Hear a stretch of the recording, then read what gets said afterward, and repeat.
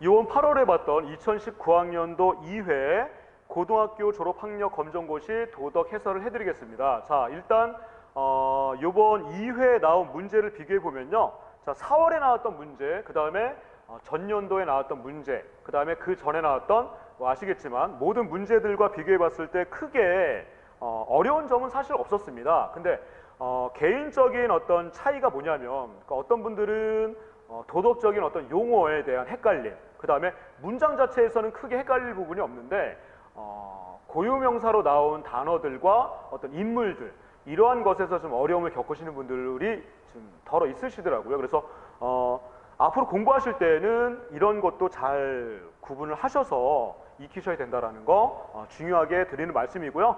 일반적으로 우리 성훈학원에서 했었던 기본서랑 그 다음에 모의고사 문제, 그 다음에 기출문제, 이런 걸 잘 정리하셨다면요, 충분히 어렵지 않게 푸실 수 있었다라고 평가를 내드리고 싶습니다. 그래서 크게 이렇게 어려운 부분은 없었습니다. 자, 그래서 1번 문제 보시면요, 친구 간의 갈등을 해결하기 위해서 필요한 자세가 아닌 것은, 자, 친구 간의 갈등 해결입니다. 그래서 1번 역지사지. 자, 역지사지라는 건 남의 입장, 타인의 입장에서 입장을 바꾸어서 생각해 보는 걸 역지사지라고 하죠.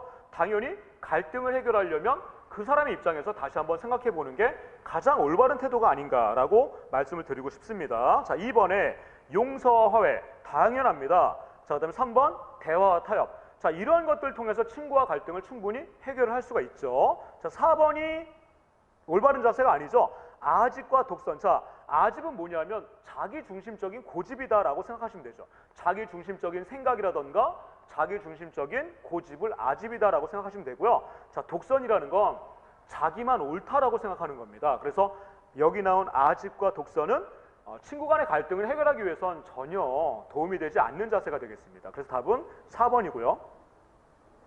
자, 2번.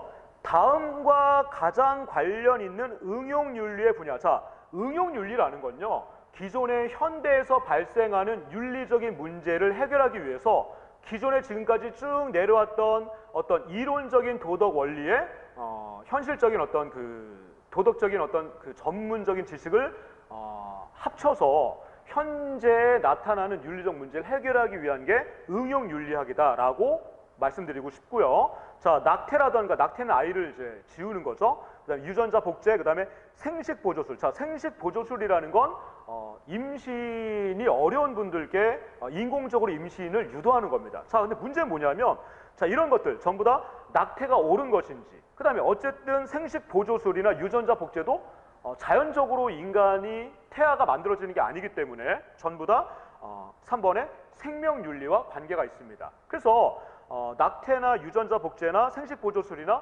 옳다라고 주장하는 사람들이 있고요, 옳지 않다라고 주장하는 사람들이 있죠. 어쨌든 이 둘의 차이는 좁혀질 수 없는 차이지만 중요한 건, 우리가 알아가야 되는 건 이러한 것들은 응용윤리학의 한 분야인 생명윤리다, 이렇게만 알고 계시면 되시겠죠. 그 내용까지는 어떤 찬성과 반대 입장 그냥 읽어보시면 구분하실 수 있는데, 크게 이러한 윤리 자체가 응용윤리의 한 분야다, 응용윤리다라는 걸 꼭 기억하시면 좋겠습니다.